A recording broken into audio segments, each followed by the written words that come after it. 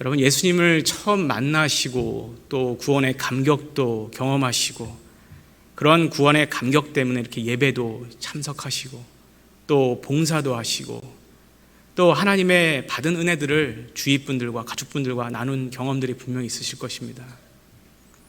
이 시간을 통해서 나 자신도 영적으로 성장하고 있고 신앙적으로 성장하고 있다고 그렇게 생각할 때가 있죠. 그리고 더 큰 영적인 갈망과 하나님에 대한 갈망이 있을 때가 분명히 있습니다. 그런데 시간이 지남에 따라 어떠한 특별한 계기든 어떠한 특별한 문제든 어떠한 특별한 어려움 때문에 이러한 마음에 있었던 소망과 그런 신앙적인 목표가 현실 가운데 부딪혀서 이루어지지 않을 때, 혹은 예수님을 믿기만 하면 모든 일이 다 잘 풀릴 것 같고 형통함이 있을 것 같았는데 하는 일마다 안 될 때, 또 하는 일마다 막힘이 있을 때에 그러한 기대와 소망은 있었는데 어쩐지 마음이 힘들 때가 참 많이 있습니다. 우리는 그럴 때 영적으로, 신앙적으로 때로는 딜레마에 빠지기도 하죠. 어디서부터 잘못된 것일까요, 여러분? 그것으로 인해 갑자기 올려오는 그 마음, 그 무거운 마음 때문에 때로는 우리가 하나님에 대한 신뢰가 떨어질 때가 있습니다. 내 자신의 신앙이 무너져 버리는 듯한 그런 느낌을 받을 때가 분명히 있죠. 그래도 신앙생활은 오래 해온 터라, 아니 직분도 받은 터라, 내 신앙과 믿음, 그 생활의 목표치라는 것이 어느 정도 있었는데 이렇게 신앙생활을 되나? 그런 마음이 들 때가 분명히 있습니다. 그 위치만큼 가지 못하는 그런 내 자신을 보면서 때로는 하나님께 부끄럽기도 하고 죄스럽기도 하고 죄된 마음 때문에 참 마음이 무거울 때가 있기도 하죠. 때로는 그것 때문에 교회를 떠나기도 합니다. 이러한 상황이 되면 어떨까요, 여러분? 일단 기도가 안 됩니다. 그건 솔직한 거죠. 아니, 정확하게 말하면 어쩌면 때로는 기도가 하기 싫을 때가 있습니다. 어차피 기도해도 안 된다는 생각 때문에 그렇죠. 마음속으로는 포기하면 안 된다는 거, 아니 머릿속으로는 그래도 그동안 배운 게 있어서 이렇게 하면 안 되는데 라는 생각이 들 때가 있죠. 하지만 기도가 안 됩니다. 마음은 이미 포기해버린 것 같고 지쳐있는데 기도가 될 리가 없겠죠. 신앙생활이 무너질 것 같은 그러한 영적인 권태감도 몰려옵니다. 더군다나 내가 세상과 타협해야 하는, 하나님과 말씀과 세상의 가치관 사이에 타협해야 되는 시점에서는 더더욱 그럴 겁니다. 이런 영적인 딜레마에 계속 빠져 있으면요, 영적인 권태기가 옵니다. 하나님에 대한 마음이 사그라드는 것이죠. 그리고 그것이 언젠가는 하나님에 대한 불평과 원망으로도 발전하고도 합니다. 그런데 이러한 영적인 딜레마를 계속 놔둬서는 안 됩니다. 그래서 이러한 영적인 딜레마에 벗어나기 위해서는 먼저는 하나님께서 우리가 그러한 영적인 딜레마에 있을 때에 무엇을, 어떤 마음과 생각을 갖기 원하시는지를 말씀을 통해 찾아야 합니다. 이러한 딜레마를 벗어나는 방법은 방법의 문제가 아니라 사실은 마음과 생각의 문제이기 때문에 그렇습니다. 다시 말해서 하나님께서는 이럴 때, 우리가 그런 마음 가운데 있을 때, 아니 그런 어려움 가운데 있을 때 우리에게 무엇을 말씀하시는지, 뭘 하길 원하시는지, 이 딜레마를 어떻게 빠져나가길 원하시는지를 말씀을 통해 우리가 찾아야 한다는 것이죠. 성경의 인물들도 이러한 딜레마에 혼란스러워했던 사람들이 있습니다. 오늘 저는 여러분들과 함께 엘리야에 대해서 말씀을 나누려고 합니다. 그가 어떤 딜레마에 빠져 있었는지, 그리고 하나님은 엘리야에게 어떤 말씀을 하셔서 그가 그 딜레마에서 나오게 하셨는지를 여러분과 나누려고 합니다. 여러분, 솔로몬 사후에 이스라엘은 북과 남으로 나눠졌습니다. 오늘 본문 속에 나오는 이 엘리야 선지자는 특별히 북이스라엘에서 활동했던 선지자입니다. 북이스라엘의 7대 왕이었던 아합 왕이 정치를 하고 있을 때에 활동했던 선지자죠. 여러분, 이 아합 하면 떠오르는 것은 악한 왕입니다. 열왕기상 16장에 묘사되는 그 아합 왕이라는 것은 정말 하나님 앞에 이렇게 타락하고 악독한 왕이 있을까 하는 정도죠. 그는 이세벨이라는 이방 여인을 아내로 맞이했습니다. 이 이세벨은 바알을 숭배하는 사람이었죠. 이 이세벨 때문에 북이스라엘에 바알이 국교화가 되고 온 땅에 산당이 생기고 우상을 섬기는, 즉 백성들이 이로 인해서 타락하는 계기가 되었습니다. 하나님께서 그토록 하지 말라고 명하셨던 우상 숭배가 팽배해진 것이죠. 이 아내인 이세벨에 대해서 얘기를 나누자면요, 아주 사악한 여자입니다. 자신이 섬기는 바알 신을 위해 여호와 하나님을 섬기는 선자들, 하나님의 사람들을 아무 이유 없이 죽이고 멸하라고 했기 때문에 그렇죠. 하나님께서는 아합에게 엘리야 선지자를 보내십니다. 그리고 그 집안의 우상 섬김과 그로 인한 타락한 모든 죄에 대한 경고로 수년간 북이스라엘에 극심한 가뭄이 있을 거라고 경고해 주시죠. 그 말처럼 북이스라엘은 정말 수년 동안 극심한 가뭄에 시달립니다. 백성들이 피폐해지는 것이죠. 그러나 아합은 이 가뭄의 책임을 자신의 죄가 아니라 엘리야의 그 예언 때문이라고 엘리야에게 모든 책임을 돌리기 시작합니다. 그리고 결국 이 엘리야를 죽이고자 찾아나셨고 결국 몇 년 후에 엘리야와 대면하게 됩니다.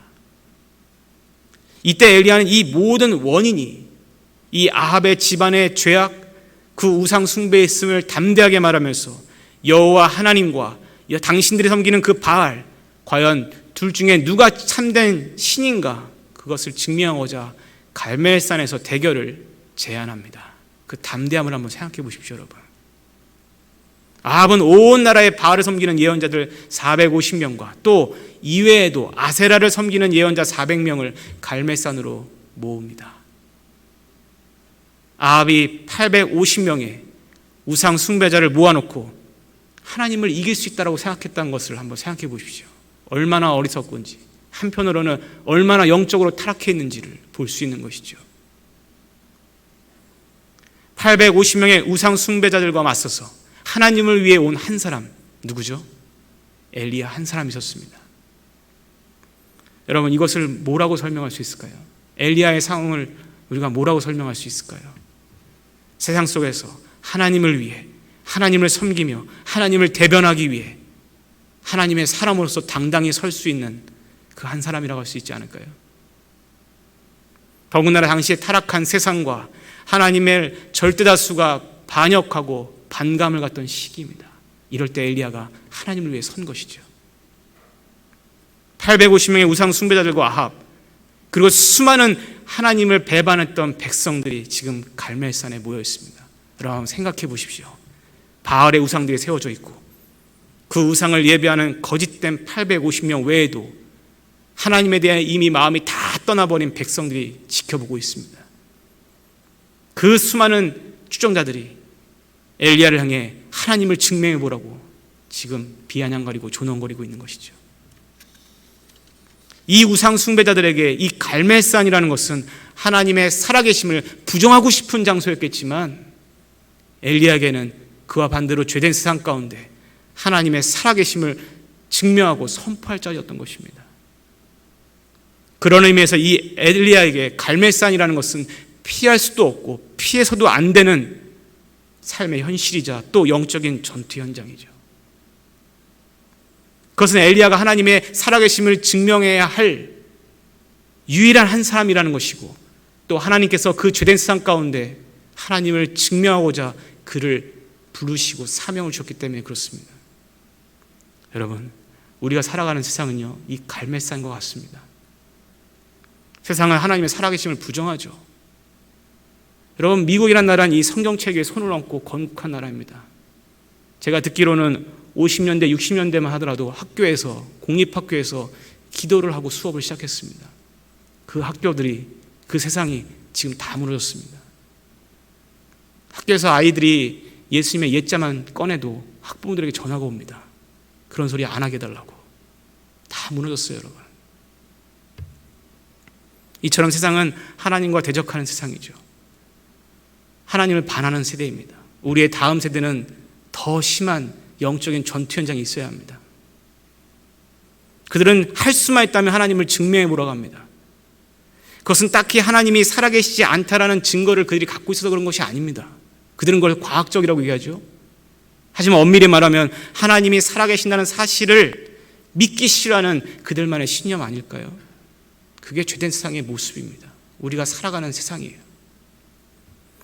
이처럼 우리의 삶은 매일매일 영적인 전투가 벌어지는 갈멜산과 같습니다. 가깝게는 우리 가족 안에서도 그런 일이 있을 수 있죠. 예수를 믿는다는 이유만으로 친지들과 멀어지는 경우도 있습니다. 학교와 직장에서는 더더욱 그렇죠. 예수를 믿는다는 이유만으로 비아냥거리고 조롱도 받습니다. 때로는 하나님에 대한 그 체험과 믿음과 신앙에 대해 누군가 얘기하고 싶어서 얘기한다면 불신자들은 그런 게 어딨어, 그렇게 우리를 조소하죠. 그러한 세상 가운데는 살아가고 있습니다. 그러나 그러한 세상 속에서도 하나님을 쫓는 그리스도인이잖아요. 교회 다니는 사람이 아니라 예수님을 쫓는 그리스도인들, 하나님은 그러한 사람들을 부르시고 세우십니다. 하나님의 살아계심을 증거하기 위해서죠. 저와 여러분은 그런 사람으로 부름받은 사람들입니다. 그것은 엘리야가 하나님으로부터 사명을 받고 갈멜산에 갔던 것처럼 우리도 이 세상에서, 이러한 죄된 세상 가운데, 하나님을 대적하는 세상 가운데 하나님을 증명하고 그 구원의 복음을 전하기 위해 사명자로, 증인으로 부름받은 사람들이라는 것을 잊지 말아야 합니다. 그거 잊어버리면 여러분, 교회가 죽는 거예요. 갈멜산에 이른 하나님의 선자는 엘리야 단 한 사람뿐이었습니다. 그러나 엘리야는 전혀 주눅들지 않았습니다.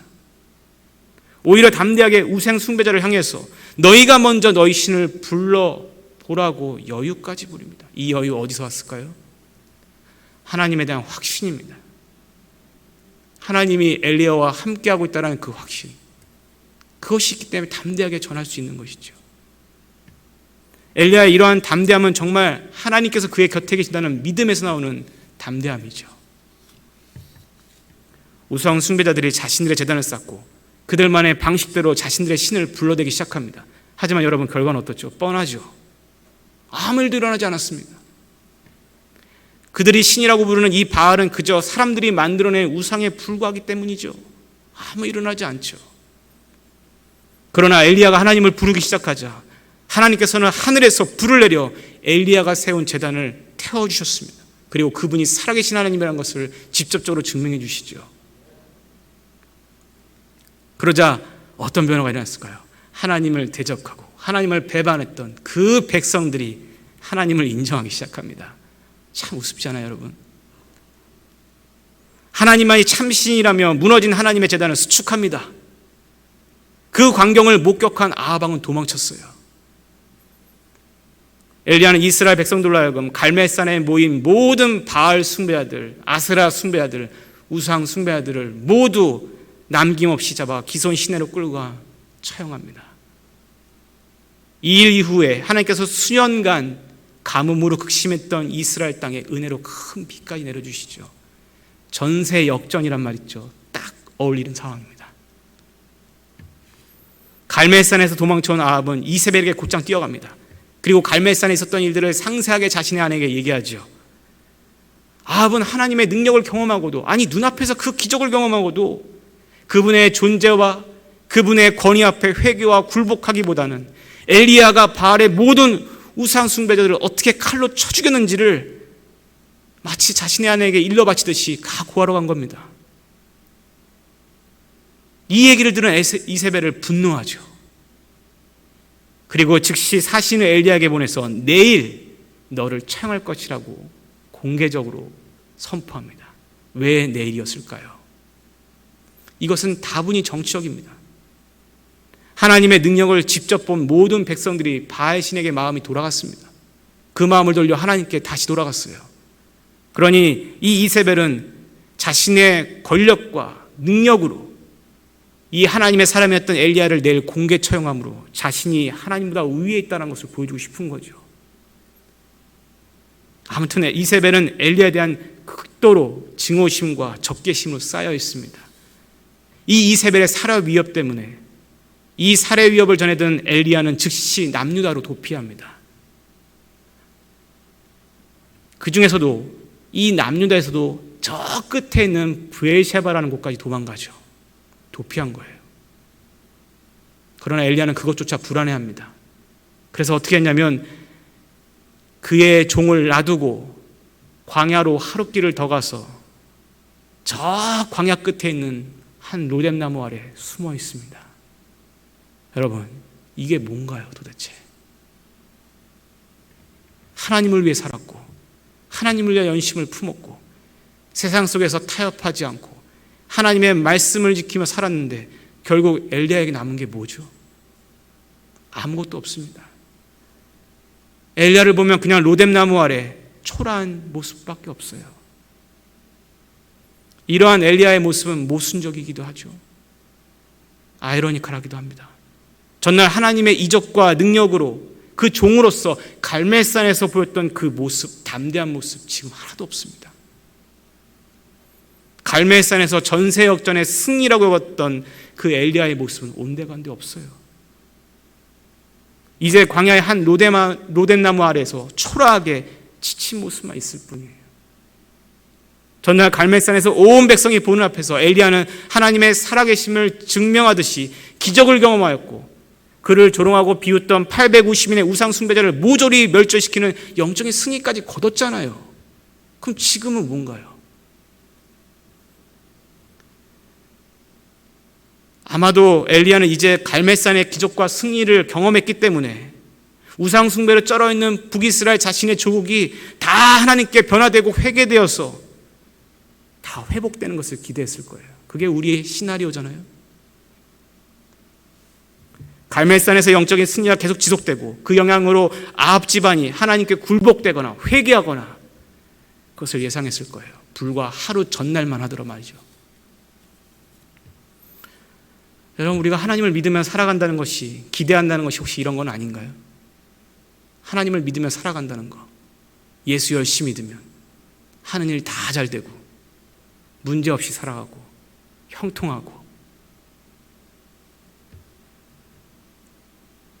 그냥 세상 속에서 잘 되는 것, 머릿속에서 계산과 계획대로 잘 진행돼 가는 것. 그런데 여러분 한번 생각해 보십시오. 우리가 하나님을 믿는 이유가 단지 그것 때문인가요? 엘리야의 지금 상황은 어떻죠? 자신이 생각했던 것과는 전혀 다르게 갈멜산에서의 승리는 온데간데도 없고 오히려 자신의 생명만 지금 위협받는 상황입니다. 육체적으로 정신적으로 지친 이 엘리야는 이세벨의 살해 위협으로부터 더 이상 피할 곳이 없었어요. 엘리야는 자신의 한계를 느끼는 거죠. 내가 할 수 있는 게 아무것도 없다. 엘리야는 이때 영적인 딜레마에 빠집니다. 하나님을 위해 살아왔는데 이게 뭐지?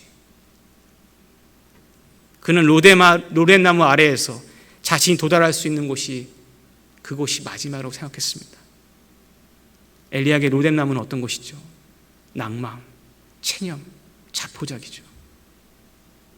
그게 하나님을 믿은 대가인가요? 그래야 하나님께 차라리 자신을 죽여달라고 탄원까지 합니다. 그것도 모자라서 자신은 하나님의 사명을 감당하지도 못할 쓸모없는 존재라고 여기죠. 허탈감과 이 자괴감 때문에 엘리야는 하나님께 마지막으로 구합니다. 하나님, 끝났습니다. 내가 할 수 있는 게 아무것도 없어요. 나 원래 그렇게 믿음 있는 사람이 아닌 것 같아요. 차라리 여기서 끝을 내주십시오. 여러분, 엘리야의 이러한 모습은 지극히 인간적이라 할 수 있지만 혹시 내 모습은 아닌가요? 하나님 열심히 있다가 어려움 있고 문제 있으면 하나님 이제 끝이에요. 내가 기도한 결과가 뭔가요? 하나님 열심히 잊고 살았는데 이게 뭔가요? 엘리야의 모습은 때로는 우리가 하나님을 믿는다면서도 세상의 일들 때문에 지쳐있는 우리의 삶의 모습같이 보입니다. 엘리야의 모습은 때로는 원치 않은 상황이 닥쳤을 때 불안감과 근심과 걱정에 빠져있는 우리의 삶의 모습처럼 보여요. 엘리야의 모습은 때로는 하나님을 열심히 믿으며 살아왔지만 그런다 하면서도 노력과 열심에 비해 기대하는 것이 없을 때에, 기대했던 것과 다른 결과를 얻었을 때에 허탈감과 자괴감에 빠져있는 우리의 모습처럼 보여요.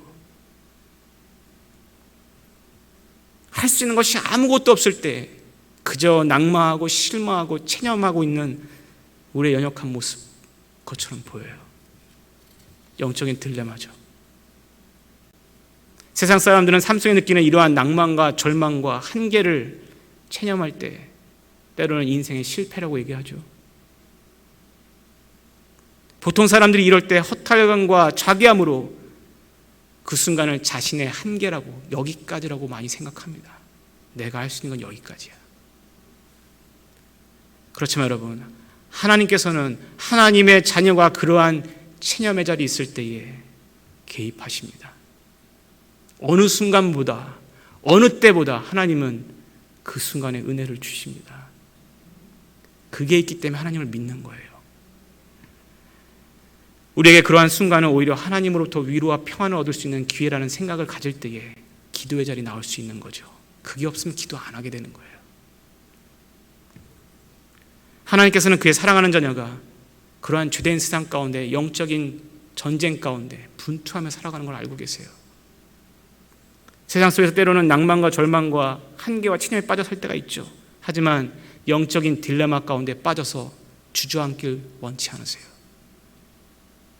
엘리야는 로뎀나무 아래가 자신의 한계와 체념의 자리였고 마지막 자리라고 생각했겠지만, 하나님 보시기에 그 로뎀나무 아래는 하나님의 위로와 힘이 있을 자리, 다시 한번 엘리야를 일으키시고 회복시킬 은혜의 자리였던 거예요.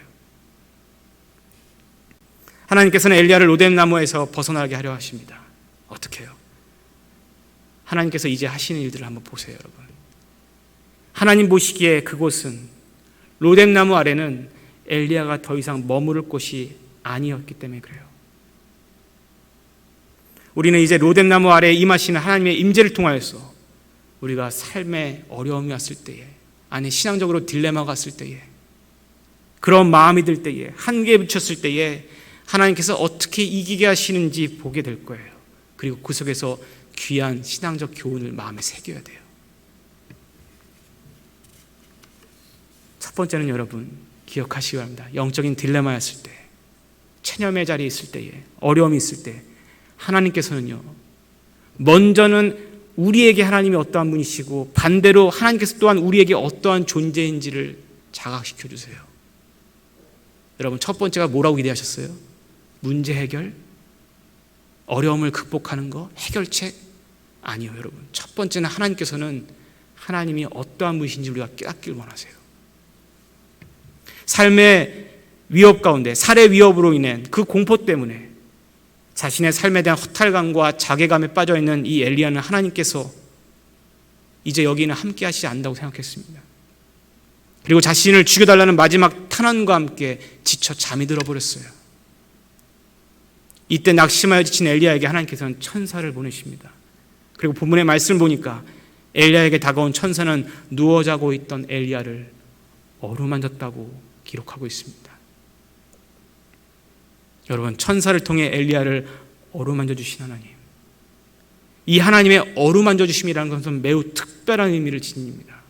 하나님의 어루만져 주심, 무엇을 어루만져 줬을까요? 마음이에요. 하나님은 그 위로의 대상이 되시는 자기의 자녀들, 자신의 자녀들을 먼저는 어려움 가운데 있다면 마음을 위로해 주길 원하신다는 거죠.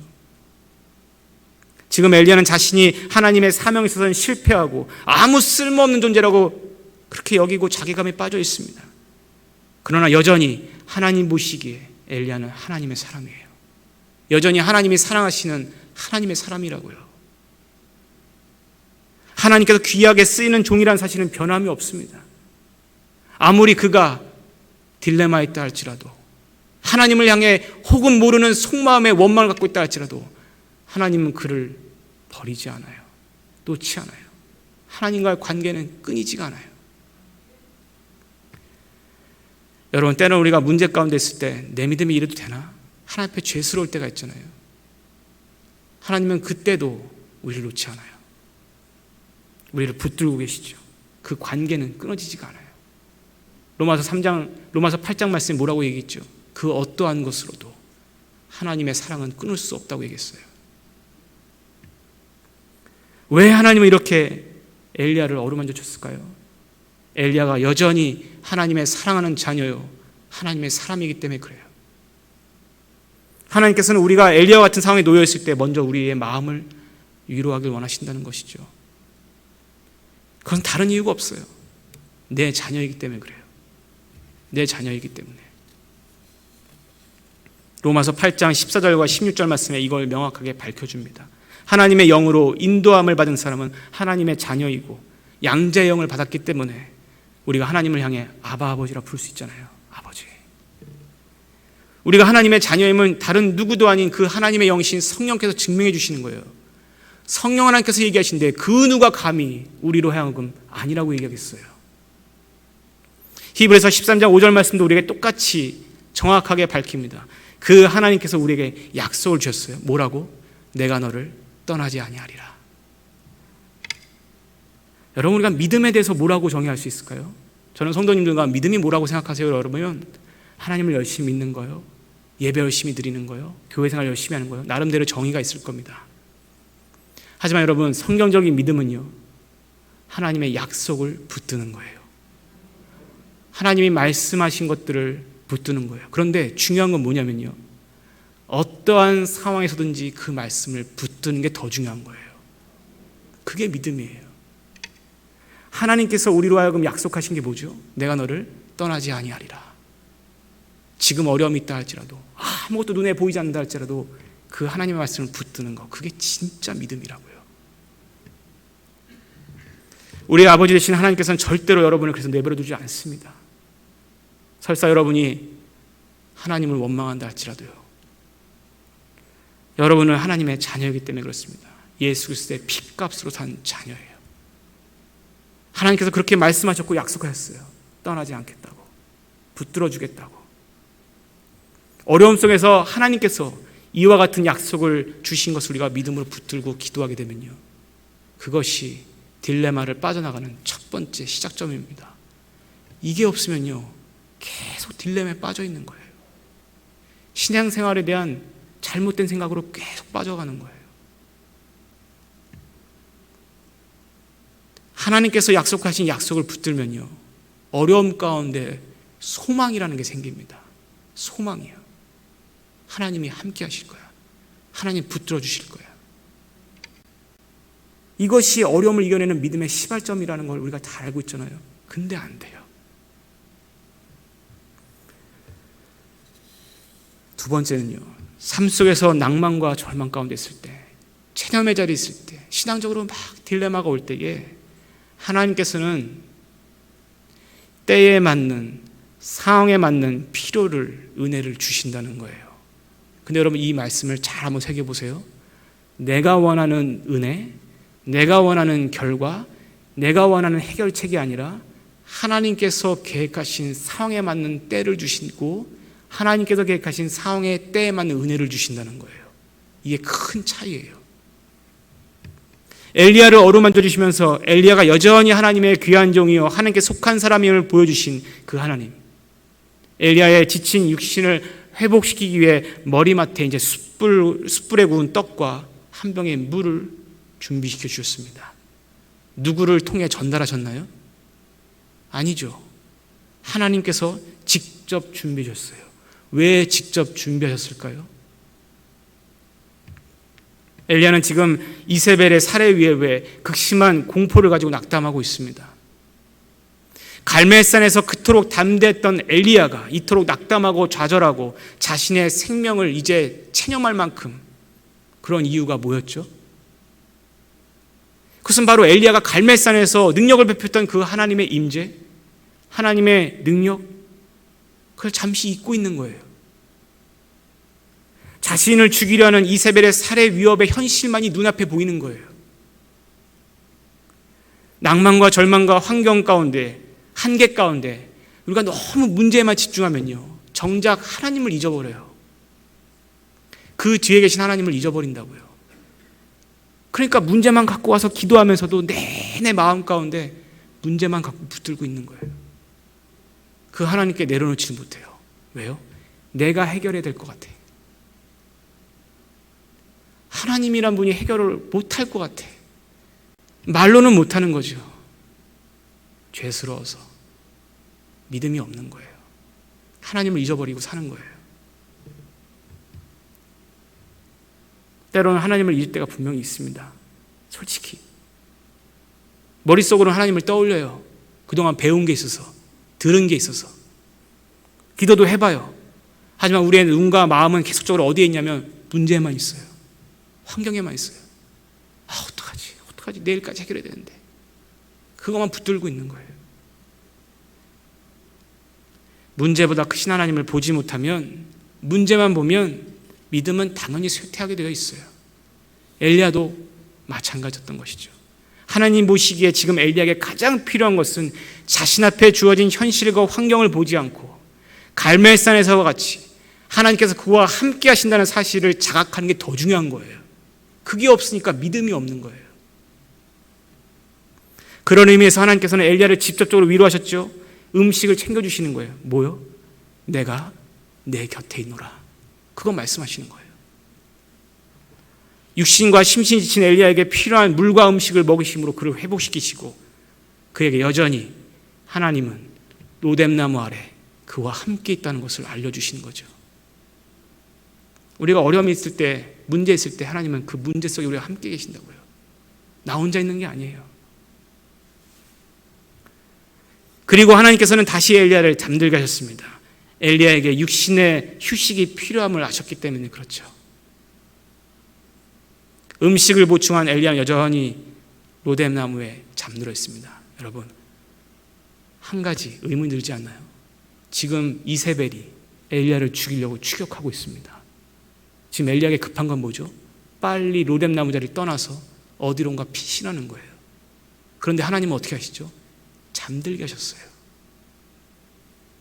인간의 생각 같아서는 왜 하나님 거기서 빨리 일어나 떠나게 하시지 아니하시고 왜 다시 잠들게 하셨는가? 의문이잖아요.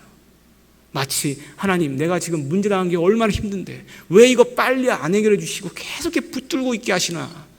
그런 생각 안 해보나요? 우리의 인간의 마음이라는 게 그래요. 인간적인 생각에서 볼 때 엘리야에게 가장 시급한 것은 빨리 안전한 장소로 이동하는 거예요. 살해 위협에서 벗어나는 거죠. 그것을 우리가 볼 때는 엘리야에게 가장 시급한 문제라고 생각할 수 있어요. 마치 우리가 문제를 당하면 이게 빨리 해결돼야 되는데 생각하는 거랑 똑같은 거죠. 그러나 하나님 보시기에 엘리야에게 가장 시급한 게 뭐예요? 그에게 하나님께서 함께 하신다는 사실을, 망각했던 그 사실을 자각시켜주는 게 더 중요한 거예요. 그것을 각인시켜주지 않는다면 어떤 일이 일어날까요? 설사 엘리야가 안전한 장소로 피신한다 할지라도 엘리야는 여전히 이세벨의 살해 위협에 두려워할 거예요. 떨어할 거예요. 불안해할 게 뻔하죠. 때론 삶 속에서 낭만과 절망 속에 있을 때 우리가 하나님께 기도하잖아요. 우리의 머리 한편에는 우리의 원하는 해결 방법이 이미 있어요. 그죠? 하나님 이렇게 해주세요. 저렇게 해주세요. 이렇게 안 해주시면 안 돼요. 그것을 이미 생각하고 기다릴 때가 참 많이 있어요. 어떻게 보면 하나님의 뜻을 구하는 게 아니라 우리가 하나님께 요구하는 거죠. 그러나 그것은 어디까지나 우리의 생각입니다. 때로는 하나님의 생각이 우리의 생각과 크게 다를 때가 있어요. 그래서 이사야서 55장 8절 9절에 이렇게 하나님께서 말씀하시는 거겠죠. 나의 생각은 너희 생각과 다르다. 나의 길은 너희 길과 다르다. 이는 하늘이 땅보다 높음같이 나의 길과 너희 생각이 너희보다 높음이라. 이거 인정해야 돼요. 하나님은 높으시다. 문제보다 크시다. 난 요걸 바라보고 있지만 하나님은 저 멀리 바라보십니다. 나에게 가장 좋은 것으로 갚아주실 분이다. 그거 잊어버리면 믿음이 끊어지는 거예요. 제가 유학생활을 통해서 총 미국에 17년 있었습니다. 17년을 목회하면서 넉넉하지 않은 형편의 유학을 떠났어요. 사실 이 자리에 다 말할 수 없지만 얼마나 그 물질 때문에 연단을 많이 받았는지 몰라요. 제 계획대로 안 된 일도 참 많았거든요. 근데 하나님은 연단 가운데 이걸 알려주시더라고요. 여러분, 때로는 우리가 어려운 일이 있을 때 제 계획대로 내 생각대로 안 되는 일이 있을 때요, 저같이 한번 해보세요. 하나님이 선한 계획으로 갚아주실 것이다. 더 좋은 일이 있으려나 보다. 이 얘기를 했더니요, 목회하면서 만났던 한 분이 저한테 뭐라고 얘기하면, 목사님 그거 자기 최면 아닌가요? 이렇게 얘기하시더라고요. 여러분, 자기 최면으로 보이는 이 말이 믿음과 다른 이유는 뭐죠?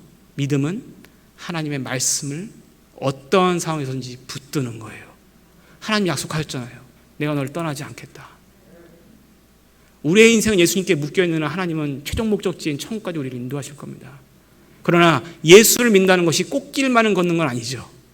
어려움도 오고 문제도 옵니다. 가정에 불화도 생기죠. 예수 믿는다는 이유만으로 핍박받기도 하고 조롱을 당하기도 합니다. 하지만 하나님께서는 그 가운데서도 선한 계획이 있다는 걸 믿어야 돼요.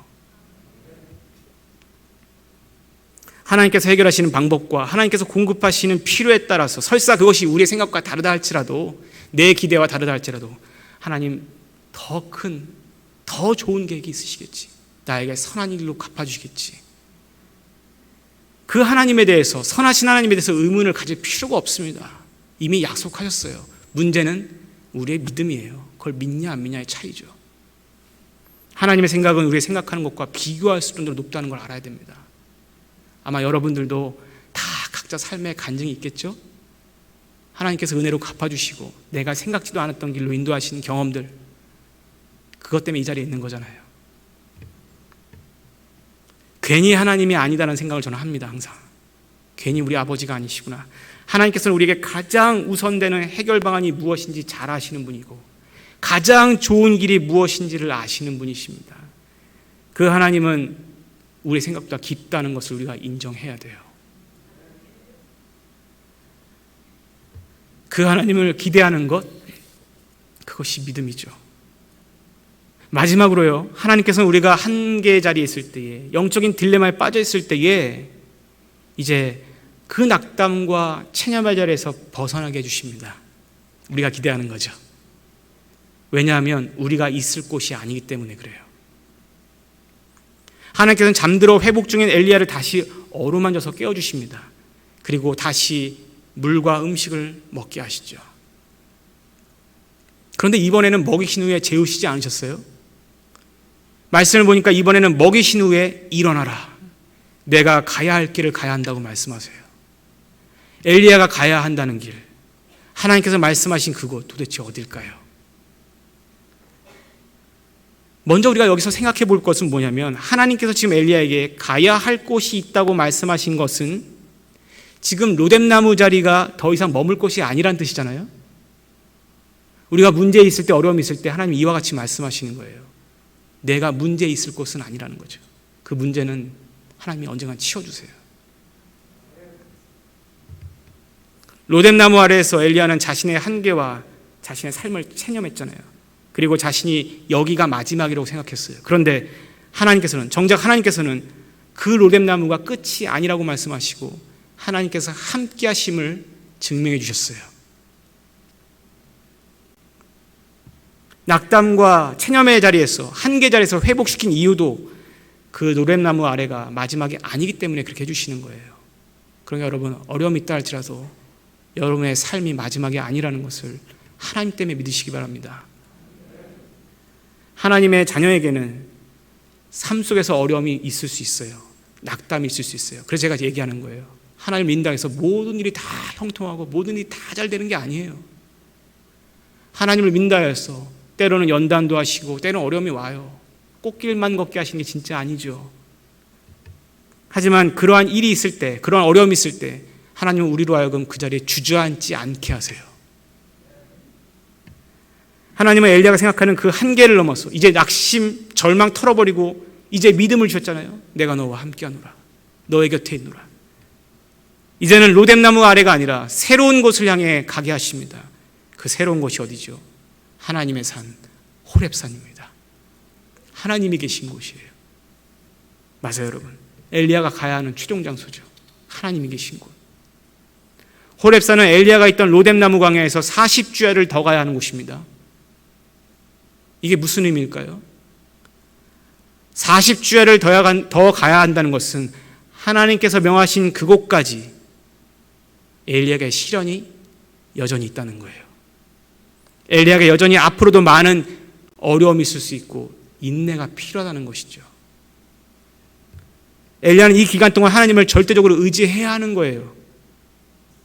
본문 8절에 보면 엘리야가 이 40일의 기간 동안에 호렙산에 이르기까지 하나님께서 공급하시는 그 음식, 물의 힘을 의지했다고 나와 있죠. 다시 말해서 하나님을 의지하면서 하나님께 가고 있는 거예요. 하나님께서 이 기간 동안의 삶을 살아가는데 인간의 의지와 힘으로만 살아가는 것이 아니라는 것을 지금 가르쳐주고 계시는 거예요. 기도한다 해서 문제가 바로 해결되는 게 아니잖아요. 하나님은 그 문제를 하나님의 선하신 방법대로 때에 따라 돕는 대로 해결하실 거예요. 그 기간까지 우리는 뭐가 필요한 거예요? 하나님을 믿는 인내가 필요해요. 하나님의 말씀을 붙드는 믿음이 필요한 거예요. 그거를 지금 하나님이 40일 동안 가르쳐 주시는 거예요. 여러분, 우리는 갈멜산과 같은 영적인 현장 속에 살아갑니다. 이 세상은 갈멜산이에요. 때로는 죄된 세상에 맞서서 때로는 그 가운데 분투하며 살아가죠. 전도하는 거 얼마나 힘들어요, 여러분. 요즘 청년들은요, 세상에 나가서 내가 예수 믿는다고 말하는 것조차 부끄러워하는 사람들도 참 많이 있습니다. 두려운 거죠. 예수 믿는 이유만으로 또 때로는 약간 왕따 아닌 왕따도 당하기도 하고. 정말 영적인 전투 현장이에요. 주님을 믿는다는 게. 그런 것 때문에 때로는 하나님을 바라보지 못하고 문제 어려움 가운데 자괴감이 들 때도 있고, 우리가 지금까지 나눴던 대로 영적인 딜레마에 빠질 때가 있어요. 예수 믿는다는 게 이런 건가?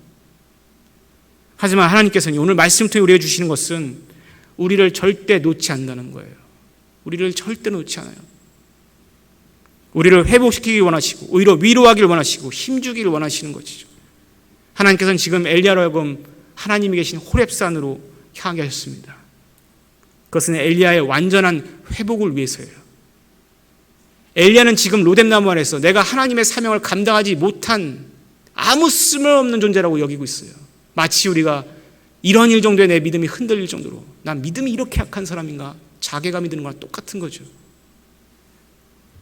하지만 하나님께서는 그 엘리야를 다시 쓰길 원하신다는 거예요. 하나님께서 위로 가운데 그를 회복시키고 다시 맡기실 사명이 있기 때문에 그렇죠. 그것을 위해 하나님께서는 그가 완전히 회복될 수 있는 곳으로 지금 부르고 계시는 거예요. 그것이 어디예요? 호렙산. 아니, 다른 말로 얘기하면 하나님이 계신 곳이.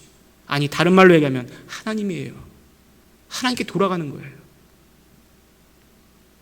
하나님의 임재를 상징하는 호렙산은 이세벨의 살해 위협 따위는 생각할 필요가 없는 곳이에요. 왜요? 엘리야에게 가장 안전한 곳이고 엘리야의 곁에 계신 하나님이 계신 곳이죠.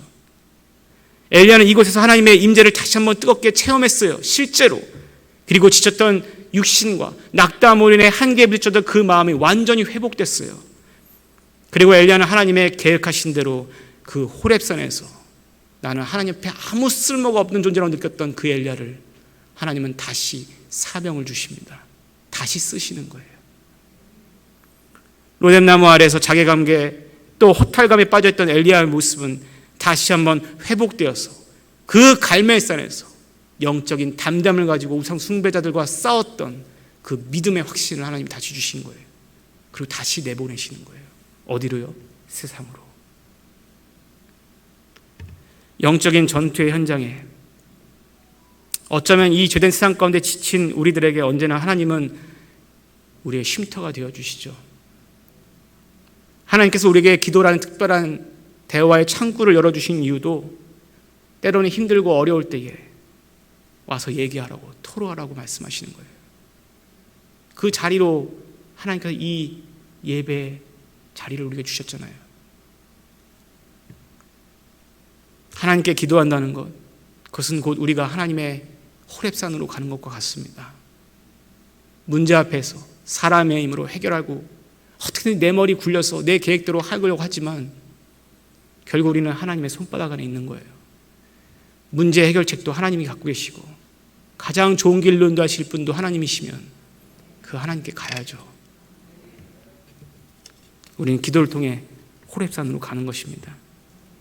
하나님께서는 바로 그 기도를 통해 역사해 주시는 거예요. 모든 상황을 바꿔줄 수 있는 능력의 하나님, 그 능력의 하나님이 아니라면 우리가 왜 하나님을 믿겠어요?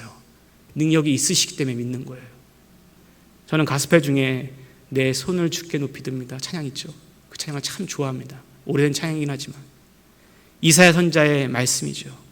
이사야서 61장 3절의 말씀을 그대로 가사로 옮긴 겁니다.